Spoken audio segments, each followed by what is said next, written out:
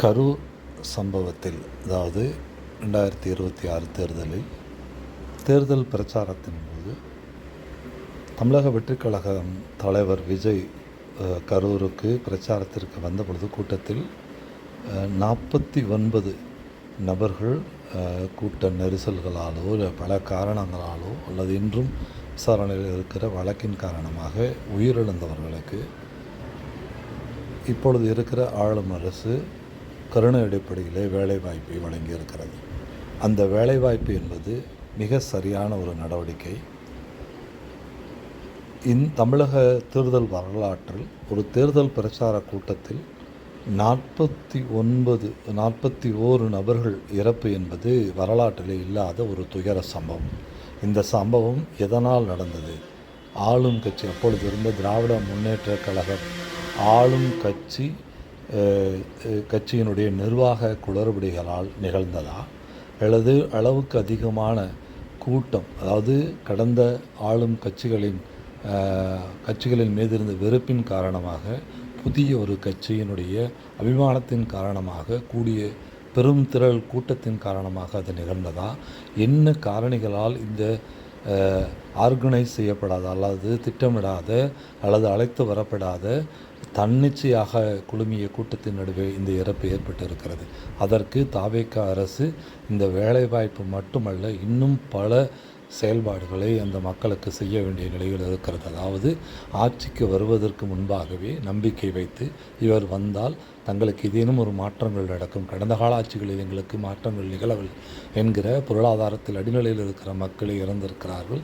அவர்களே இவரை காண வந்திருக்கிறார்கள். அவர்களுக்கு நீங்கள் சினிமா சாயம் பூசலாம், இல்லாது வேறு வகையான சாயங்களை பூசலாம், அல்லது இதற்கு முன்பு ஆளும் கட்சியாக இருந்தவர்களுக்கு வந்த கூட்டங்களுக்கு என்ன சாயங்களை பூசுவீர்கள்? ஜாதி சாயங்களை பூசுவீர்களா, அல்லது ஆதாய நோக்கு கொண்டு வந்தவர்கள் என்ற சாயங்களை பூசுவீர்களா, அல்லது 200 ரூபாய் பணம் கொடுத்து அழைத்து வரப்பட்ட மக்கள் என்கிற கூட்டத்தை கூட்டுவீர்களா, அல்லது நாளை ஏதேனும் நீங்கள் பதவிக்கு வந்த பிறகு உள்வாடகையிலே பணம் வரும் என்பதற்காக வந்த கூடிய கூட்டம் என்பீர்களா? நீங்களும் கூட்டத்தை கூட்டியிருக்கிறீர்கள், மற்றவர்களும் கூட்டியிருக்கிறார்களால் கூடுகிற மக்களை கொச்சைப்படுத்தாதீர்கள். அவர்கள் அறிவற்றவர்கள் என்று கொச்சைப்படுத்தாதீர்கள். அந்த மக்களுக்கு இந்த அரசு தன் கட்சியினுடைய ஒரு கூட்டத்திற்கு இறந்தவர்களுக்கு அந்த கட்சி ஆளும் கட்சியாக மாறுவதற்காக, அதிகாரத்தை கொடுப்பதற்காக கூடியவர்களுக்கு அதிகாரத்தை பெற்ற பிறகு அங்கே இருந்த அந்த மக்களுக்கு வேலைவாய்ப்பு வழங்கியது 100% சரியானது. அந்த வேலைவாய்ப்பின் மூலம் அடித்தட்டு மக்களினுடைய அபிமானத்தை தொடர்ந்து இந்த ஆளும் கட்சி பெறும் என்கிற பயத்தின் அடிப்படையிலே, நாளை திரும்பவும் தங்களுக்கு அதிகாரம் கிடைக்காது என்கிற பயத்திலே எதிர்க்கட்சியும் முன்னாள் ஆளுங்கட்சியும் மத்தியில் இருக்கிற ஆளுங்கட்சியும் கதறுவதை பார்க்க முடிகிறது. ஆக அவர்களுடைய பேச்சுக்கள் ஆளும் கட்சி சரியான திசையில் நகர்கிறது என்பதை அறுதியிட்டு கூற முடிகிறது. பல திட்டங்கள் லஞ்ச ஒழிப்புகளாக இருக்கலாம், அல்லது அரசு பணியாளர்களுடைய பணி சார்ந்திருக்கலாம், அல்லது பொது மக்கள் பயன்பாட்டில் இருக்கிற பொது இடங்கள், சுகாதாரம், மருத்துவமனைகள், கல்வி சார்ந்த விஷயங்கள், இன்னும் எண்ணற்ற விடயங்களிலே, டாஸ்மாக் சார்ந்த பிரச்சனைகளிலே எண்ணற்ற தீர்வுகள் வந்து கொண்டே இருக்கின்றன. போக்குவரத்து துறைகளிலே பல இடங்களில் இன்று விடுமுறை நாட்கள், 2 நாட்கள் விடுமுறை, 3 நாட்கள் விடுமுறைகளிலே போக்குவரத்து சார்ந்த பிரச்சனைகள் இல்லை. மின்சாரத்துறைகளே மிகப்பெரிய பிரச்சனைகள் இருந்தன. அவை மிக மிக குறுகி கொண்டே வந்து கொண்டிருக்கின்றன. இன்னும் இன்னும் 6 மாதங்களில் தமிழகத்திலே தன்னிறைவு மாநிலமாகவும் மின்சார தட்டுப்பாடு இல்லாத பகுதிகளாகவும் தமிழகம் மாறும். ஆக எல்லா இடங்களில் இருக்கிற பிரச்சனைகளையும் இடர்களையும் இந்த ஆட்சி தீர்த்து கொண்டே வருகிறது. ஆக கரூர் சம்பவத்தில் உயிரிழந்தவர்களுக்கும் வேலைவாய்ப்பு மற்றும் கருணை சார்ந்த விஷயங்களை செய்தது முழுக்க சரி. அது அரசியல் நகர்வாக இருந்தாலும் சரி, ஒரு அரசினுடைய நகர்வாக இருந்தாலும் சரி, இந்த அரசுக்கு அதிகாரத்தை கொடுக்க முன்வந்த மக்களினுடைய இறப்பின் சார்ந்து இருப்பதால் அவர்களுக்கு இந்த அரசு செய்தது 100% சரி.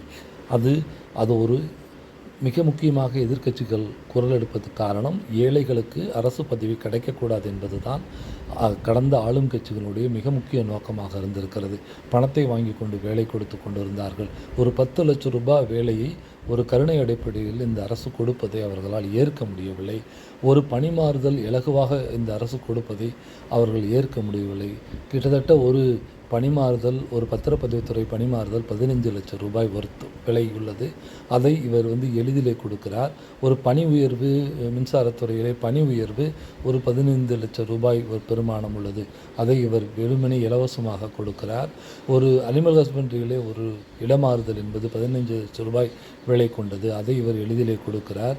ஒரு காவல்துறையிலே ஒரு பணிமாறுதல் என்பதும் அதிகம் பணம் கொண்டது. அதை எல்லாத்தையும் இவர் இலவசமாக கொடுப்பது அந்த கட்சி தலைவர்களால் ஏற்க இயலவில்லை. அதே மாதிரி ஏழைகளுக்கு ஒரு 41 ஏழைகளுக்கு ஒரு வேலைவாய்ப்பு போவது எளிதில் எந்த விதமான பணமும் இல்லாமல் அவர்களுக்கு கிடைக்கச் செய்வதை ஆளும் ஆண்ட கட்சிகளால் ஏற்கவே இயல முடியவில்லை. அதனால் தான் இவ்வளவு சிக்கல்களும் இங்கே நிற்கிறது. அந்த ஏழை மக்கள் அதிகாரத்திற்கு வருவது ஆண்டைகளுக்கு ஏற்புடையதாக இல்லை, இடைநிலை ஆதிக்க ஜாதிகளுக்கு ஏற்புடையதாக இல்லை. இப்படி பலரும் வேறு வேறு வடிவங்களிலே அதிகாரத்திற்கு வந்துவிட்டால், அரசு வேலைகளுக்கு வந்துவிட்டால் தாங்கள் ஆண்டைகளாக நீடிப்பதிலே சிக்கல் ஏற்படும் என்பதால் அவர்கள் இதை முழுமூச்சாக எதிர்க்கிறார்கள். ஆண்ட கட்சிகள் ஆண்டைகளோட கட்சிகளாக இருப்பதாலும் மத்தியில் இருக்கிற ஆளும் கட்சியும் அதிகார வர்க்கத்தினுடைய மிக முக்கிய ஆட்களுடைய கட்சிகளாக இருப்பதால் ஏழைகள் அரசு வேலைகளை பெறுவதை அவர்கள் விரும்பவில்லை. அடித்தட்டு மக்கள் எப்பொழுதும் வாக்களிக்கிற ஒரு 200 ரூபாய் வாக்களிக்கிற ஒரு நபராக மட்டுமே, மதுவுக்கு அடிமையான ஒருவராக மட்டுமே அவர்களை நீடிக்க வைக்க வேண்டும் என்பது கடந்த ஆட்சியில் இருந்த ஆளும் கட்சிகளினுடைய முழு நோக்கமாக இருக்கிறது. அவர்களுடைய மரியாதையோ அல்லது கட்சி பதவிகளோ, ஒரு மாவட்ட செயலாளர் பதவி கூட கொடுக்க அருகதையற்றவர்களாகத்தான் அவர்களை வைத்திருந்திருக்கிறார்கள், நாளையும் வைத்திருப்பார்கள். அதனால் அவர்கள் ஒரு அரசு பதவி பெறுவதை அவர்கள் விரும்ப மாட்டார்கள் என்பதில் ஆச்சரியமில்லை. அதனால் அவர்களுக்கு எதிராக சமர்ப்புகிற ஆளும் கட்சி இந்த நடவடிக்கை மிகச்சரியானது. இது வருங்காலங்களில் பன்னெடுங்காலங்களுக்கும் பேசப்படுகிற ஒரு வேலைவாய்ப்பு அளிப்பு என்பது என்னுடைய பார்வை. அதனால் அதை விடுத்துவிட்டு அடுத்த மற்ற விஷயங்கள் உங்களை திசை திருப்புவதற்காகவும் இதை பயன்படுத்துகிறார்கள். நீங்கள் மேடைகளிலே பேசி எந்த ஒரு பேச்சும் இந்த வழக்கு சார்ந்து எந்த விதமான தன்மையை மாற்றுவதாகவும் இல்லை. சிபிஐக்கு திமுக போவது என்பது திமுகவுக்கு பல சிக்கல்களை அது உருவாக்கும் என்பதை திமுக சட்ட ஆலோசனை உள்ளவர்கள், சட்ட வல்லுநர்களோடு கலந்து ஆலோசித்து அவர்கள் சிபிஐக்கு ஏதேனும் ஒரு மனுவை அளிக்க வேண்டும் என்று சொல்லி கேட்டுக்கொண்டு, அது உங்களுக்கு தீமையாக முடியும் என்பதனோடு அவர் எந்த விதமான வழக்கு சார்ந்தும் அவர் அதில் பேசவில்லை. அதனால் அது தவறான இடையூறாகத்தான் போய் முடியும். தமிழக முதலமைச்சர் சரியான பாதையிலே தான் பயணிக்கிறார். இன்னும் நிறைய இடங்களில் லஞ்சம் சார்ந்த விஷயங்கள் இருக்கின்றன. திமிரெடுத்த அதிகார ஆண்ட ஜாதிகளை சேர்ந்த அரசு அதிகாரிகள் காவல்துறையிலே, வருவாய்த்துறையிலே, இன்னும் பல இடங்களில் இன்னும் அதிகாரம் அமைதியிலேயே லஞ்சம் கேட்டுக்கொண்டிருக்கிறார்கள். அவர்கள் களையப்பட வேண்டும். அவர்கள் பணி நீக்கம் வரை கூட அவர்களை செய்யலாம். அதற்குரிய தரவுகளை எல்லாத்தையும் தயார் செய்து அவர்கள் மீது நடவடிக்கைகளை பாயும் பொழுது தான் முழுக்க சிஸ்டம் நன்முறைகளை திரும்பும் என்று நினைக்கிறேன். இந்திய முழுக்கவும் தமிழகத்தை பார்த்து கொண்டிருக்கின்றன. இதே வேகத்தில் இதே முறையில் சீரான செயல்பாட்டின் மூலம் இந்தியா முழுக்கவும் தமிழகம் எழுந்து நிற்கும்.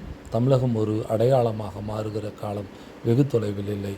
கரூர் வேலைவாய்ப்பு சரி, அது ஆண்ட கட்சிகளும் ஆண்டைகளாக இருந்தவர்களுக்கும் ஒவ்வாமை ஏற்படுத்துவது அவர்கள் ஏழைகள், அதில் பெரும்பாலானவர்கள் பட்டியல் மக்கள் என்பதால் மட்டுமே அவர்கள் அதுக்கு எதிரான வினை புரிகிறார்கள். நன்றி.